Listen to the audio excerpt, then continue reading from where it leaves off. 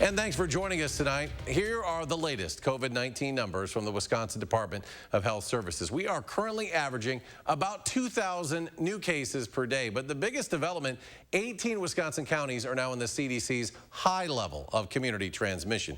One of those 18, Milwaukee County. So today, health experts there announced they will be reinstating a mask advisory. That means all individuals, regardless of vaccination status, should wear a mask at all times when indoors and in a public setting. In Dane County, COVID cases have also been trending up, in fact, tripling over the past month. But as Tahalil Mohadeen reports, there is a silver lining. Tahalil?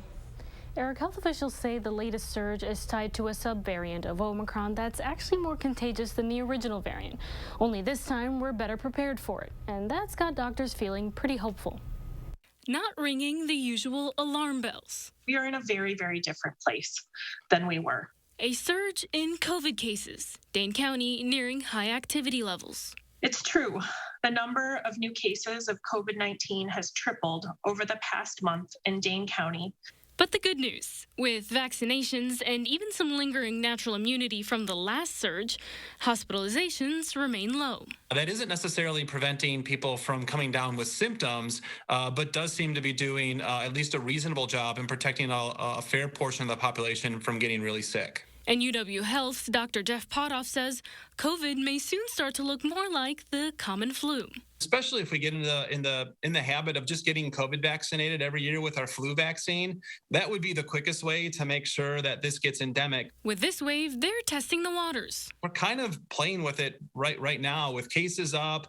We haven't clamped down real hard. We're watching those numbers closely. Still, Potoff says this surge is something to keep in mind as you travel, attend large events, or enter high-risk areas. I have something really important coming up. I'm getting married 2 weeks from now.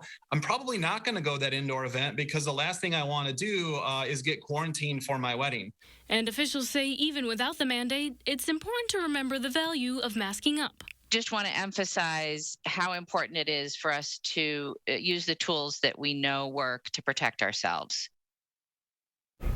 And doctors say for people who are high risk, that is immunocompromised or have underlying health conditions, this surge is a bit more dangerous. And for those folks, they recommend really leaning into those best practices.